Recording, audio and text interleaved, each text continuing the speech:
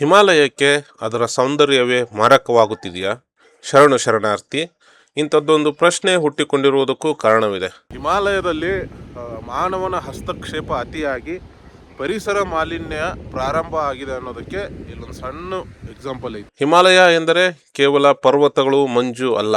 ಆಧ್ಯಾತ್ಮಿಕ ಶಕ್ತಿ, ಧನಾತ್ಮಕ ಚಿಂತನೆ, ದೈವಿಕ ಭಾವನೆ ಹುಟ್ಟುವ ಸ್ಥಳವೇ ಹಿಮಾಲಯ. ಒಮ್ಮೆ ಅಲ್ಲಿಗೆ ಹೋಗಿ ಬಂದರೆ ಮತ್ತೊಮ್ಮೆ ಹೋಗದೇ ಇರಲು ಸಾಧ್ಯವೇ ಇಲ್ಲ. ಭಾರತದ ಒಳನಾಡಿನ ಜನರು ಇಂದು ಆರೋಗ್ಯವಾಗಿದ್ದಾರೆ ಎಂದರೆ ಅದಕ್ಕೆ ಹಿಮಾಲಯವೂ ಕಾರಣ. ನಿತ್ಯ ಹರಿಯುವ ನದಿಗಳು ಉತ್ತರ ಭಾರತವನ್ನು ಸಂಪತ್ಭರಿತವಾಗಿಟ್ಟಿವೆ. ಇತ್ತೀಚಿನ ದಿನಗಳಲ್ಲಿ ಹಿಮಾಲಯದ ಸೌಂದರ್ಯಕ್ಕೆ ಮನಸೋಲದವರೇ ಇಲ್ಲ.